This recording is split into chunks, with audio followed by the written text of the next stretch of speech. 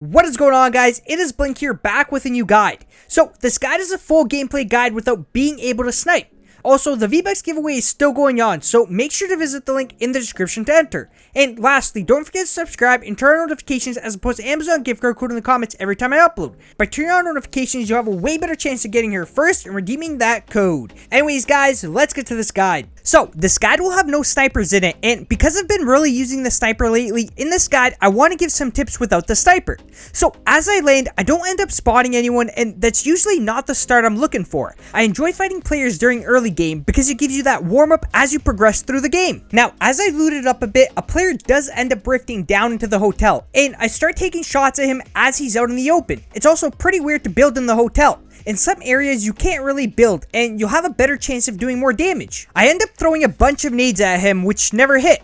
Although, I threw them because I wasn't going to push him even if I've dealt some solid damage. And you guys might remember why from my previous guides. And it's because I don't have that secondary close range weapon.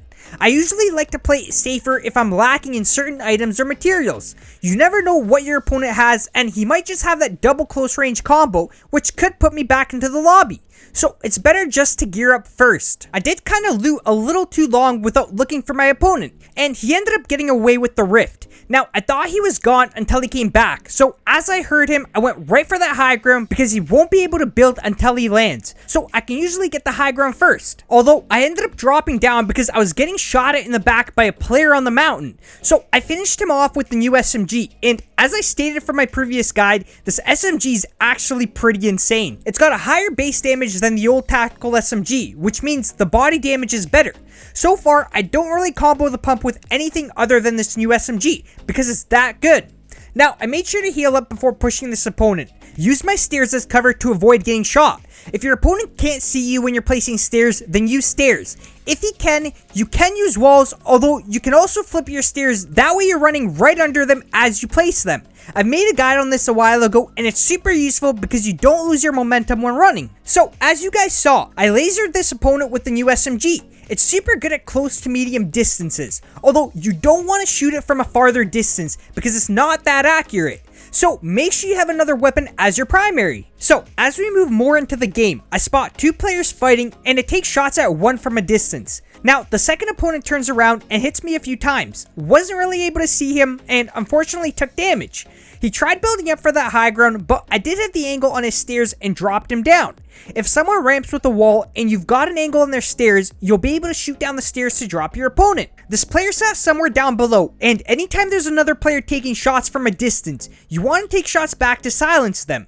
This is similar to the guide where I talk about an opponent's teammate shooting from a distance. Take shots back, that way they need to heal, and it gives you more time to fight your current opponent. Now, I dropped down to look for him because it didn't seem like he was going to build back up. Anytime you've beaten your opponent to the high ground and he ends up dropping down lower, you want to do the same, but you want to do it slowly because you don't want to give up the high ground, especially in big build battles. So listening for footsteps is key. After eliminating this first player, I head towards the second one, and what this second player should have done after healing is pushed me and put on more pressure as I fought my last opponent. Now, after eliminating him, it doesn't seem like he had any heals, and say I get shot at by two players fighting just like this opponent did. If I get shot down to around 30 to 40 HP, I would usually back off and look for potential meds, especially if the game's still around early to mid game stages, then meds shouldn't be too hard to find.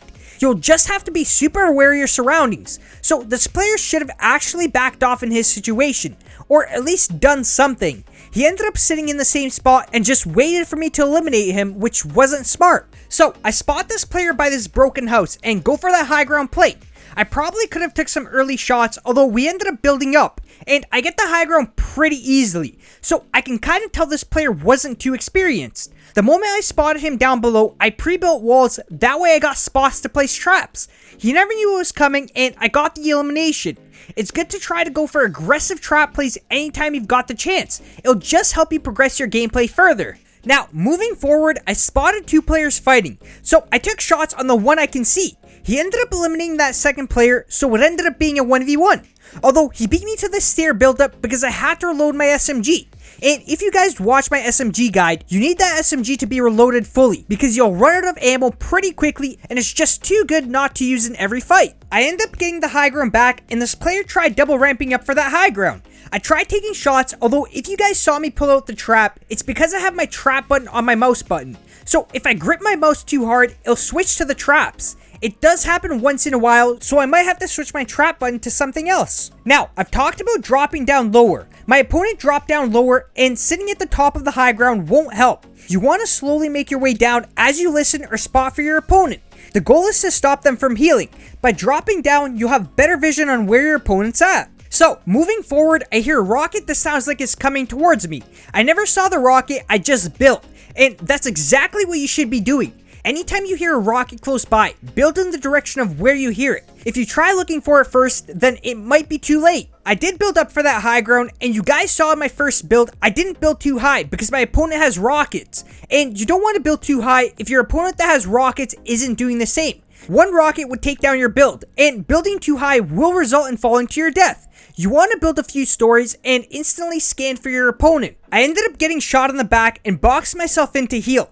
You guys can see I'm healing in behind my stairs, and the reason for this is because I can still prepare for a trap play if I get the chance.